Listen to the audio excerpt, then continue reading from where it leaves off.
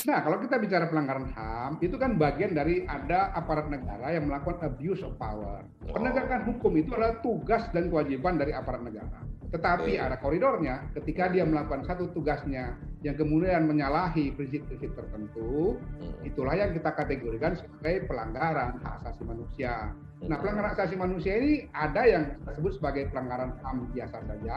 mm, Nggak ada sih kata biasa ya, pelanggaran HAM gitu. Dan yang mm. kedua, pelanggaran HAM berat gitu. Oke. Saya katakan tegas kemarin dalam konferensi itu, termasuk juga ketika ketemu Bapak Presiden, kami tidak menemukan adanya indikasi pelanggaran HAM yang berat.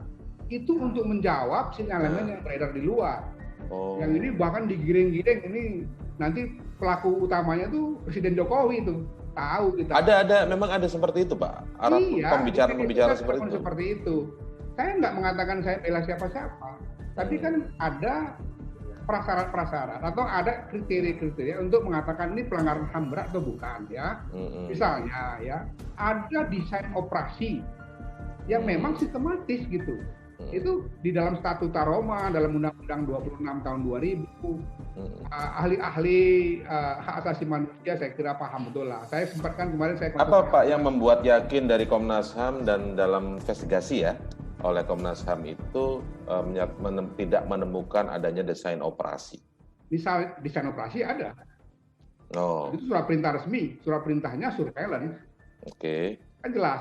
Tapi itu kan saat tadi disebut sebagai syarat terjadinya pelanggaran HAM berat ya? Betul, ketika surat perintahnya memang melakukan pembunuhan. Kan gitu. Ini Oh, surat perintahnya kan surveillance. oke. Kemudian yang mereka lakukan apa? Surveillance memang. Hmm, Beberapa hari mereka di situ ada melakukan surveillance.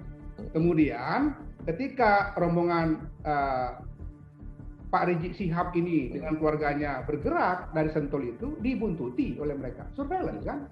hmm, Kemudian kalau kami lihat dari semua rekaman CCTV, screen capture dari smart CCTV, kami punya 137.000 lebih screen hmm. capture. Jadi saya masih percaya tim saya tidak terlewat detik Oke. demi detiknya, itu menit demi menitnya. Screen capture Terus 137.000 lebih.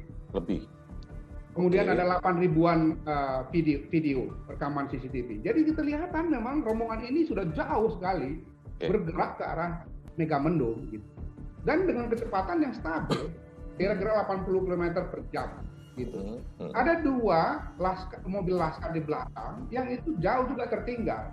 Itulah yang hmm. kemudian melakukan upaya menghalang-halangi petugas yang ingin melakukan tugas pembuntutan itu. Pertanyaan banyak Oh, orang, kenapa mereka membuntuti? Ya karena alasan polisi karena ada dua pemanggilan yang belum dipenuhi kan. ya betul, betul, Jadi kan ya. itu suatu yang normal saja dalam Dalam penegakan hukum. ya. Nah Saya setelah ke itu baru ada tembakan-tembakan itu. baik. Nah yang jadi menyebabkan dua orang tewas. Gitu. Ya, dari gesekan pertama itu ya, yang Ya, makanya tembak-tembakan kami itu. Oke. tidak berani mengatakan bahwa atau tidak mau mengatakan bahwa di sini ada pelanggaran karena memang tembak menembak.